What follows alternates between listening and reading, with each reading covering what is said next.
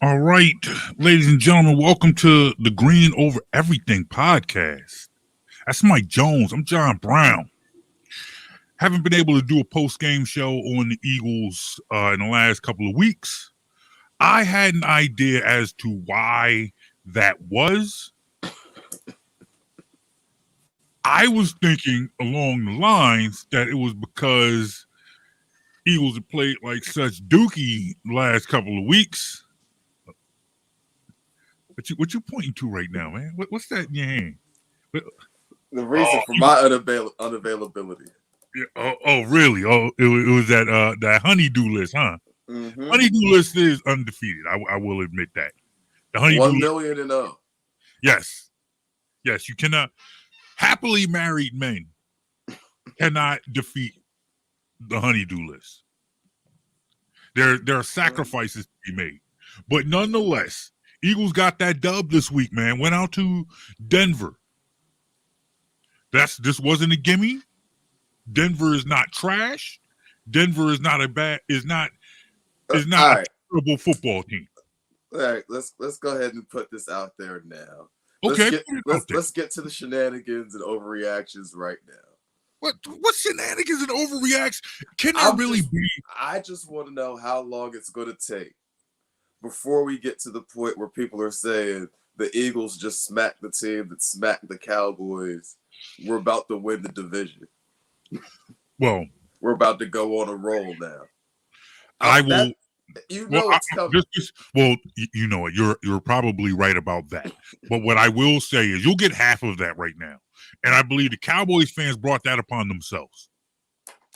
Cowboys fans brought that upon themselves when they were bragging after that 1:00 game when they smashed Atlanta. Mm-hmm. Because they were talking to us after week 1, talking about it was just Atlanta. It was just Atlanta. Oh, y'all bragging about beating Atlanta. And then they go out and cook Atlanta. And here's the thing.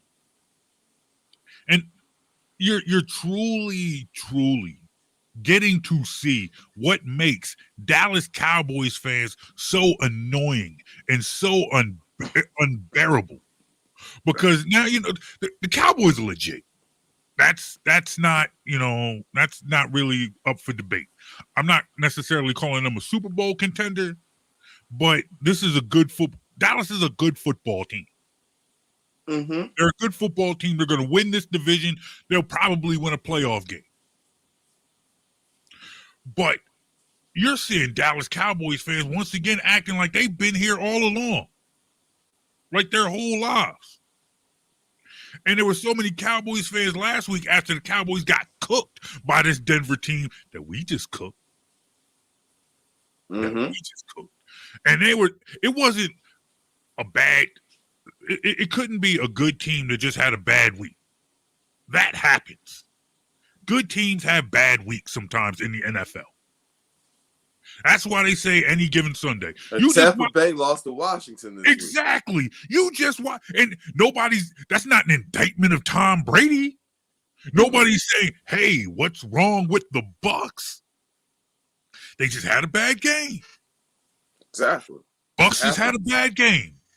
They had a bad game. So here last week, when the Cowboys went out there and got cooked at home, Bucs had to throw the towel in on the game. To me, that's like that's especially for Cowboys fans, because 95%, not even 95, 99% of the Cowboys fans that I know don't live in Dallas. So you're watching from some market outside of Dallas. So your game got cut last week. Mm-hmm. That's now 2 weeks in a row. They were on the right side and the wrong side of a game getting cut. But nonetheless, because this is about the Eagles, yes, we just smacked around a team that smacked around the Dallas Cowboys last week. Mm-hmm. Now, I agree. There's a perspective. There's a context. There we go. There's a context to this. And quite frankly, and unfortunately, that context revolves around what this team truly is. Oh, all right. No, let's talk about what this team truly is. Let's get into it. All right, let me make my point, and we'll get into this. Mm-hmm. Unfortunately, look, man, this is a 4-6 team. Mm-hmm.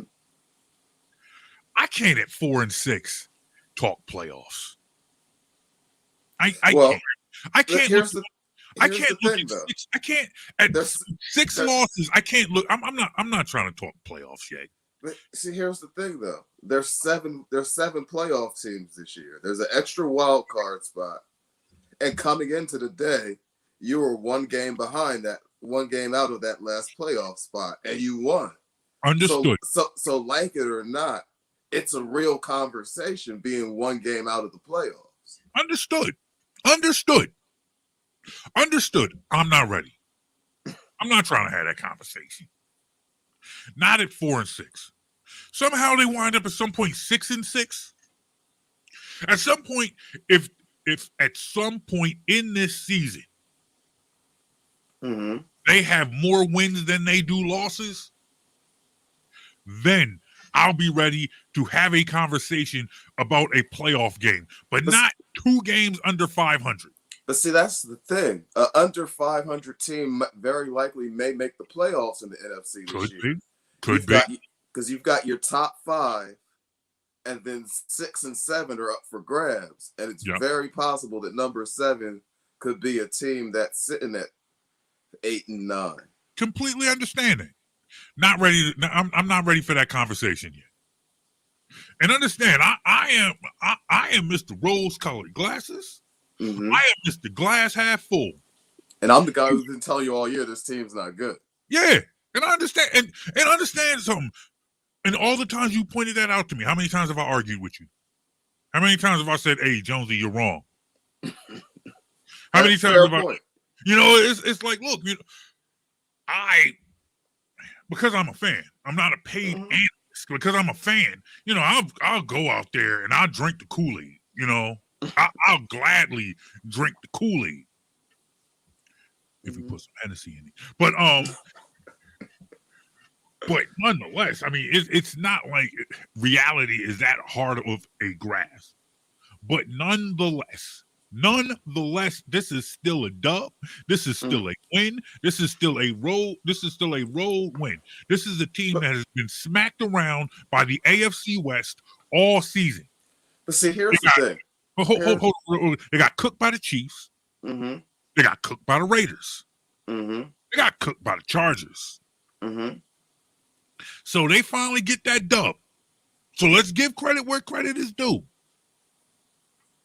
Let's give credit where credit is due. At 4-6, you know, the only team you could really just brush off a win was maybe that Lions win. Coming into this week, Atlanta had more wins than the Eagles. So you can't sit there and say it was just Atlanta when there was a team that went on to win more, you know, at this, you know, going into this week had more wins than you. All right, now see here's where I'm conflicted though. Okay. Here's where, and specifically here's where your perspective causes conflict. Okay. Because if you're not in a position where being one game out beyond the halfway point of the season, you're willing to entertain playoff conversation, then wins and losses shouldn't be your main concern. Your main concern should be player growth. Okay. Player development. Okay.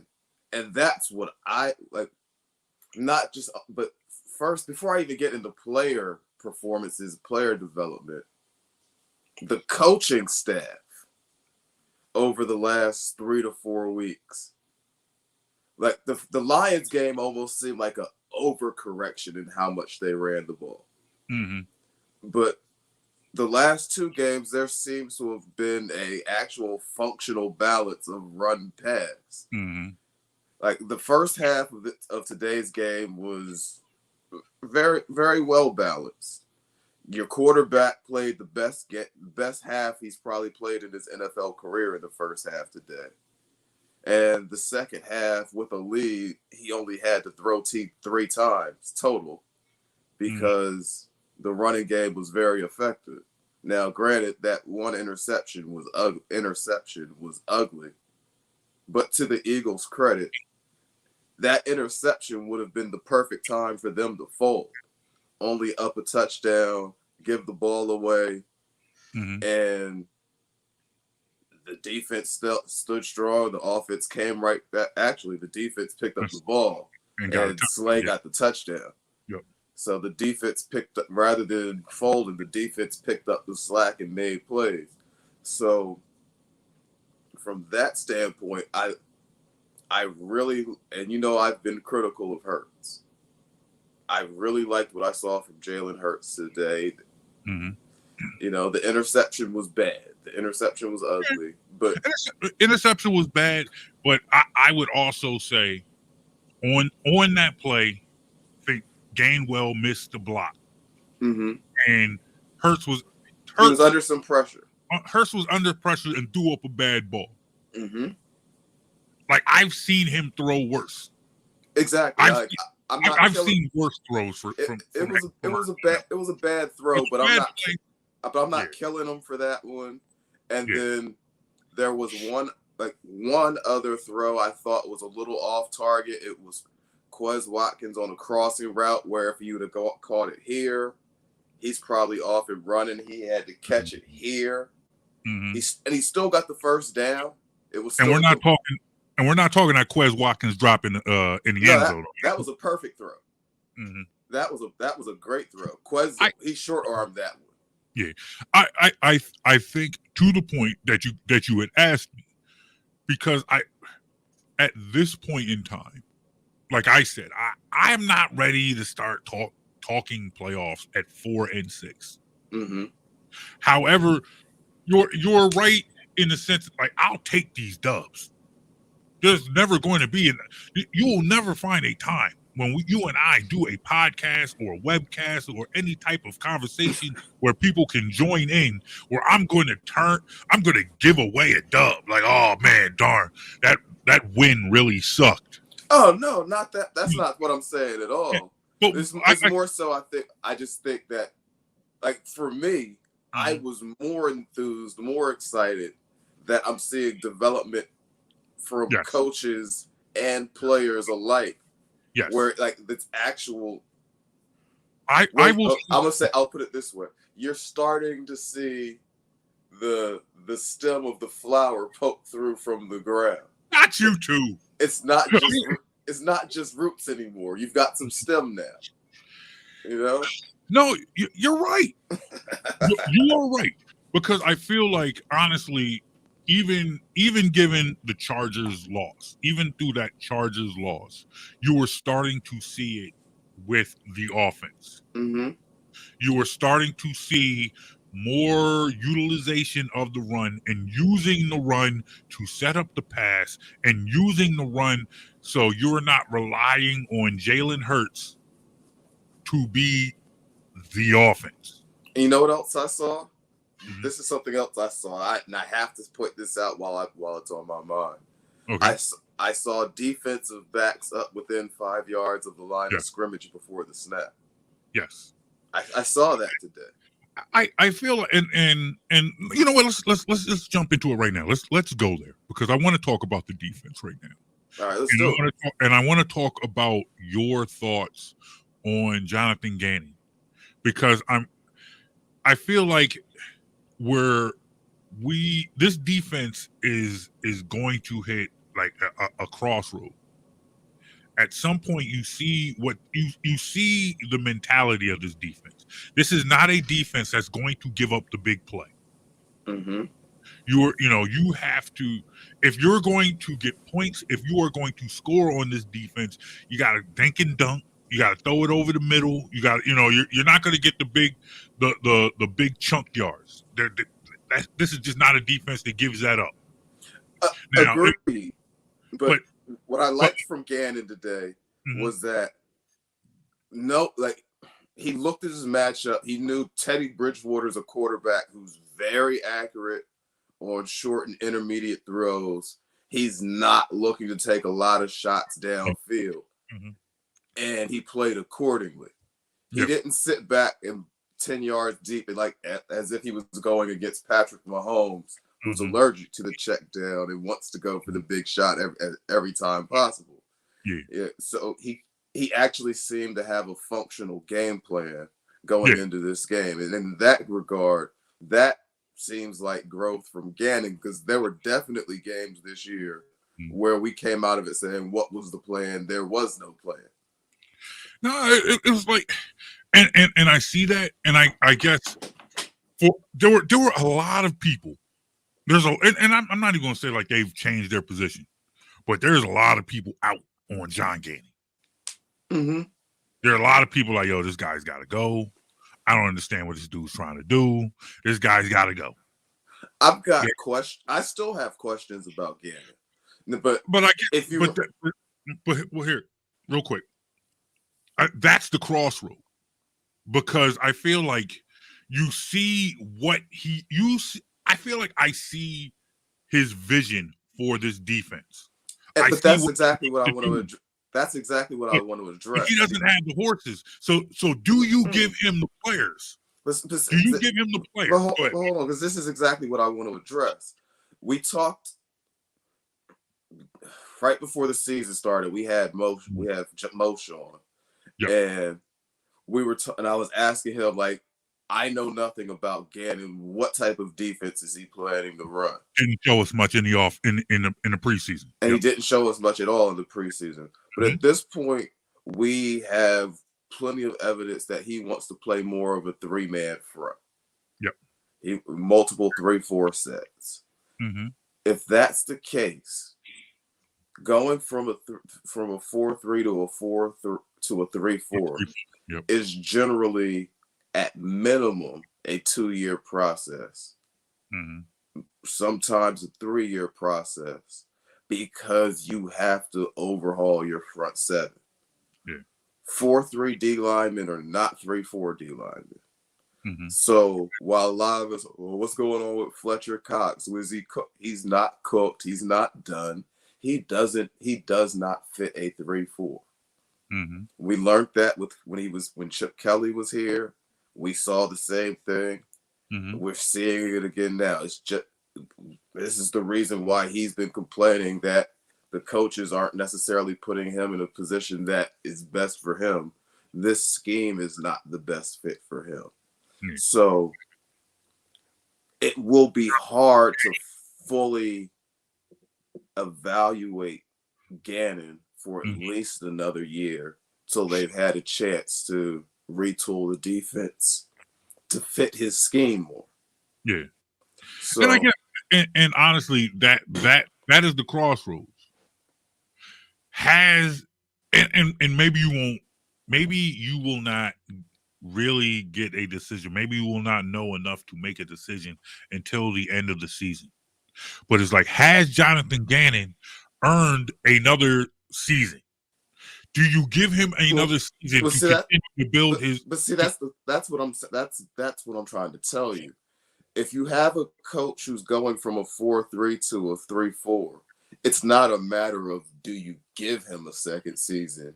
You come into that knowing it requires at least 2 seasons. But the problem is, there have been games where it's like, all right, this defense has just looked bad. Mm-hmm. Really bad. That's expected.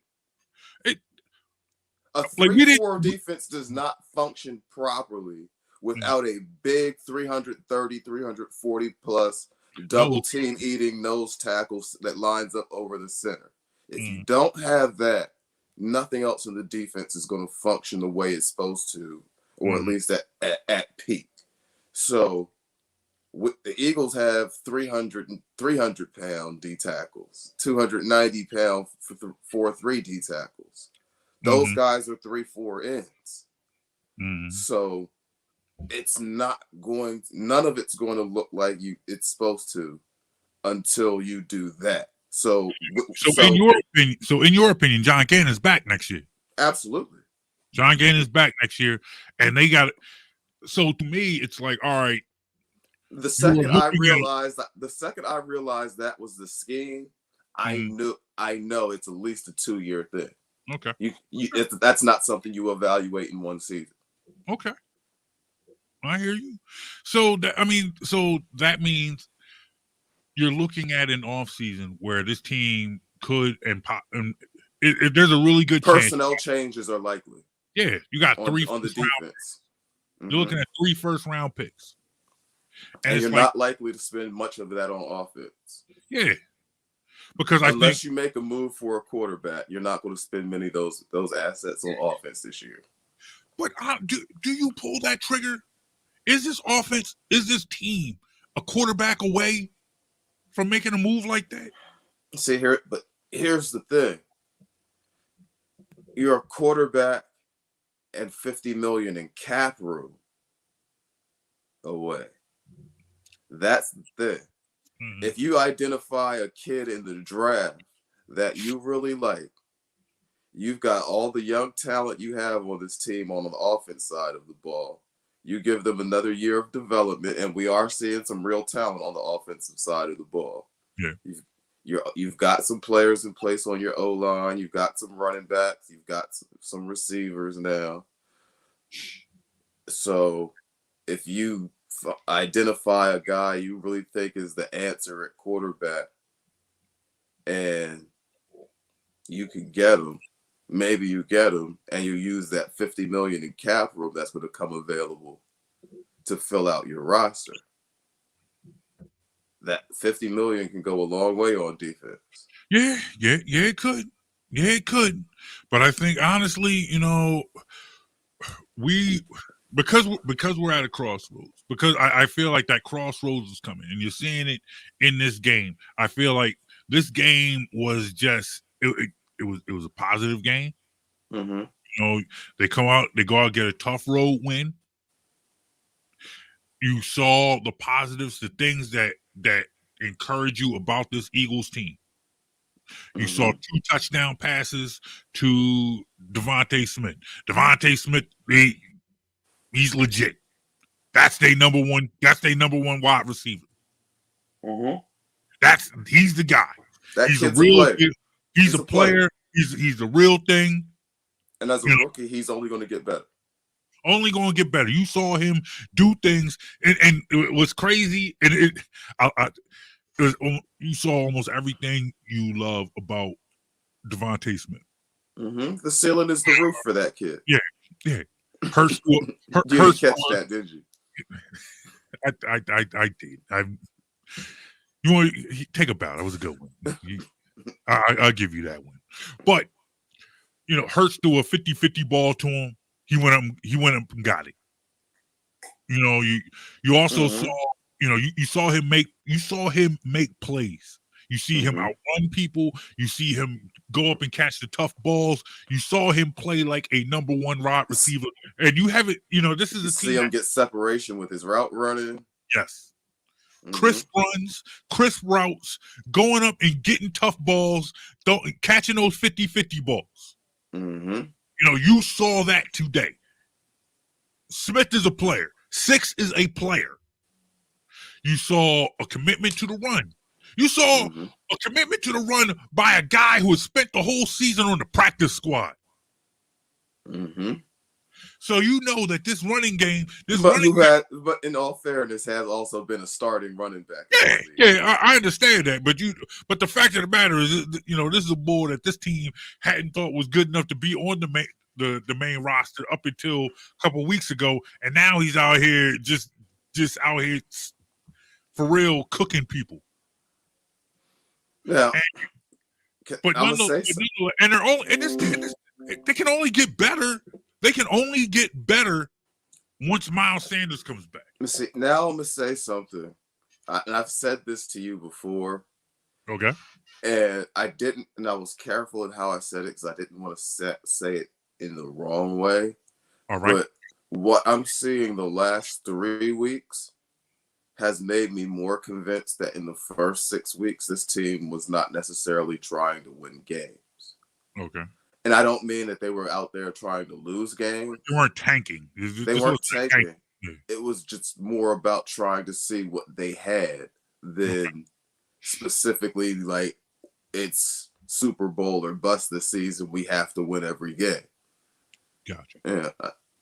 No, I think the front office and to some extent the coaching staff had to come into this season aware that you have a very young offense.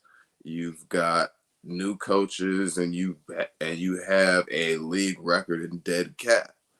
With all those things working against you, this is probably not the year to think, it's an all in, all or nothing type year. Mm-hmm. So, like I said, I don't think they were trying to tank.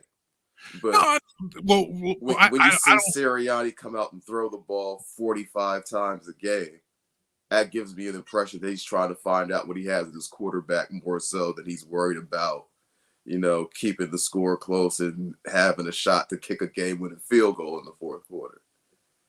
You know? Well, all right. Well, and maybe he's now starting to realize what he has. Mm-hmm. And maybe you do that because they had such a tough beginning of the season. Like the first half of their season is a whole lot different from the second half. Now you're looking down the line. You got the New Orleans Saints next week. Then you got the two New York teams. Mm-hmm. Then you got the bye. Then you're looking at the Washington football team. Then you got the Giants. Then you got the Washington football team, and then you end against Dallas. So there's time, now there's time to actually see what you have. Because you know me, and you know how much I hate that phrase, let's see what we have. Because a lot of times I feel like people hide behind that saying. And a lot of times people use that saying to hide the fact that you know what you have. But this might be the opportunity. I feel like, but I feel like you know what you have. You want to see what they can do. Let's see how this offense now progresses. Let's see, because the New Orleans Saints, although they've had their struggles this season, and their quarterback, that's the issue for them right now. They're down a quarterback. But they're still pretty tough defensively. They got our old friend Malcolm Jenkins. Mm-hmm. And this is a team that's pretty tough against the run. This team has shown a commitment to the run over this last month. Are they going to outsmart themselves and go back to, hey, let's chuck the ball downfield, 40, 50 times? Or are they going to say, hey, you know what? We understand how good they are against the run. We understand how they've stopped the run so far this season. Let's see them stop our run. Let's load up behind this big offensive line that's starting to get healthier. Yes, we saw Kelsey get hurt today. Yes, we saw Dickerson get hurt today, but we also saw them come back into the game. Mm-hmm. Let's see how they do. I can deal with hurt. It's injured. That's a problem. Yeah. Well, now, it's funny, and I'm not going to sit here and necessarily knock NFL players from my basement. No, I mean it's a tough game. Yeah, it's a tough game. It's a tough game, and the fact still remains that these guys are out here on the field to play, and I'm in my basement. I'm never knocking any of them. My point is more so that guys are going to get hurt. They're going to feel pain during a football game. That's the nature of the game. I guess but if they come back, the team, you fight through it, you're good to go. If you're actually injured, that's when it can become problematic. If Kelsey is injured, that's a problem for the team. Yeah. I guess I say all that to say that I feel like the line between hurt and injured is more blurred nowadays, in the sense that you will see a player get hurt, and it looks a lot worse than it is. Like I saw Fletcher Cox like writhing in pain, and I'm like, oh my God, what just happened? And then 2 seconds later, he just pops right up and just runs off the field. I used to feel like when Jason Peters, whenever he got hurt, he was carted off the field. Yeah. And you're sitting, but he probably missed the next week or two as well. No, I'm saying that he would get carted off the field and come back in the game.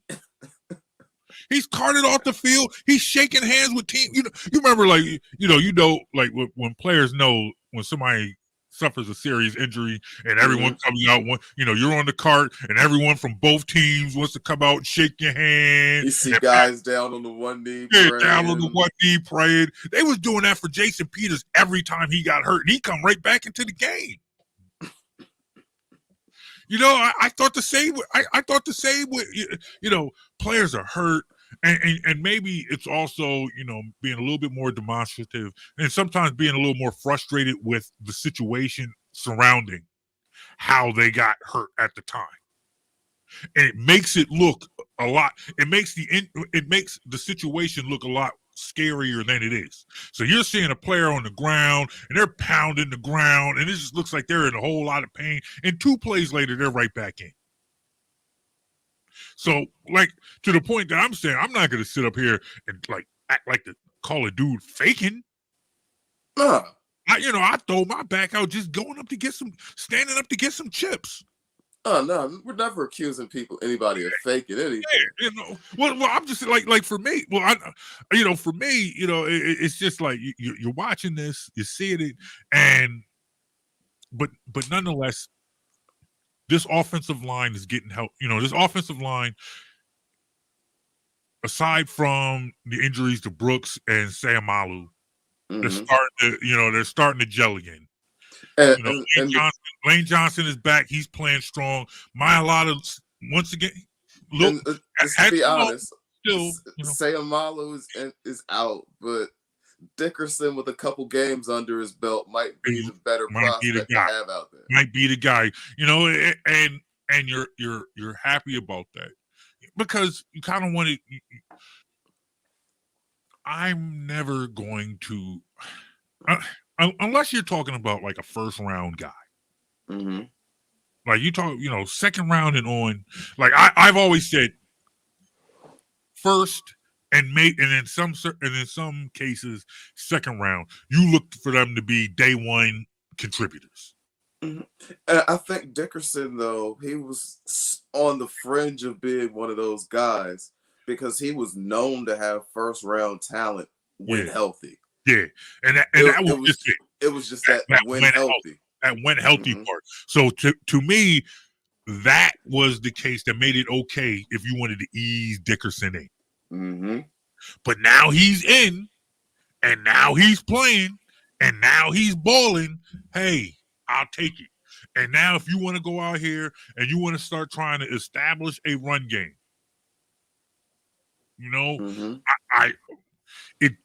I thought going into this game that the talk was that Miles Sanders was back. Like he's good to go. He's healthy, but he's not eligible to return from the IR yet. Okay. Can he play next week? I believe next week is his first week eligible to return. All right. But he was not eligible to return off the IR this week. Okay. That running back room is getting stronger. Let's stack up this offensive line. Let's see what we have, y'all. Let's see what we have against this stout New Orleans run defense.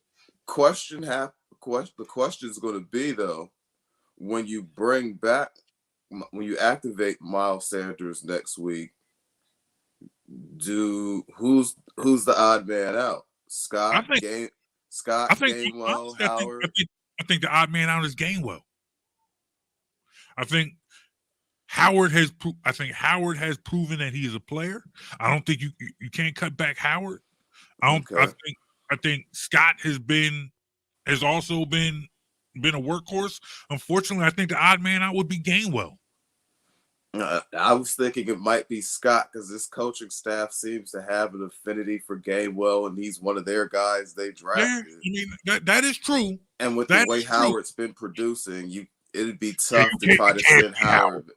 You send him back to the practice squad, somebody's taking him from you. Yeah, no, you can't. He won't last on the practice squad this time. I don't think any of them can go back on the practice squad. I think any team would love to see one of those three running backs, whether it be Scott, whether it be Gainwell, whether it be Howard. You put them on your practice squad, they getting plucked immediately. But if there's So where does that leave you? I don't know. I don't know. That's a good question. Because you can't carry 5 running backs. No. You can't do it. No. Those game day roster spots are too valuable. So, I mean, there are decisions to make. That's why they pay them the big bucks. That is why they pay them the big bucks. But all right, back to this game real quick before we get out of here. What do you give this Eagles team a grade Today? Today is A plus. Is you giving them an A plus today? 30-13 over the Denver Broncos. A minus. A minus. What's the minus for? What's I mean, A minus is good, but it's hey, they it's not, in fact, A minus is hey, they were excellent, but what's the but? The but was, while they eventually put them away, they left the door open for Denver a couple times in the second half, made it a little more difficult than it needed to be. I think that Slay fumble recovery that closed the door. But yet, to your point, yeah. But prior to that, it was nothing bad, nothing egregious, which is why it's still an A minus. Yeah, and honestly, I think that turned the door on both sides of the ball. I think it gave the offense the space it needed to run their offense, in the sense that, okay, now we're up a couple touchdowns. Now we can get back to pounding the ball. We're just going to grind you up now. Yeah. And honestly, I think for the defense, I think you saw a lot of that uneasy bend, don't break style, where it looked like Denver was getting whatever they wanted in between the 20s, only for the Eagles to kind of tighten things up once they got in the red zone. And, that can go either way.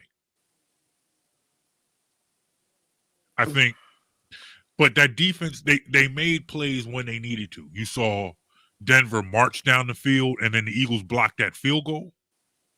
Then you saw Denver march down the field, and then they get that fumble recovery. So the defense made plays when they had to. And in the end, the score was not as close. They were able to pull away. So I'd give them an A. 30-13, that's an A. On the road, that's an A. Against a division that has cooked you all season long, or for a team that went down to Dallas last week and cooked the Cowboys, I'd give them an A. Next week's another story, though. Next week is another story. Next week's another story, and we will talk about all of that then. We got a good show for you on the Jonesy and Brown Show. You'll have to just find out when we put the show out. Oh, I'm looking forward to it. Oh yeah, we gonna talk some, because we got to talk Sixers. You got to talk Sixers, so we will do that this week. You told me we needed to talk Sixers soon. That was what you told me. So we will do that this week on the Jonesy and Brown Show. Remember, you can download Green Over Everything as well as the Jonesy and Brown Show. All you have to do, go to wherever you get your podcast from and search Best in World Sports. Remember, you can reach out to us on Facebook, Instagram, and Twitter at Jonesy and Brown, or you can reach us at BITW Sports. Ladies and gentlemen, thank you for chilling with us. This has been the Green Over Everything podcast. That's Mike Jones. I am John Brown. We will talk to you guys next week. Peace, y'all. Peace.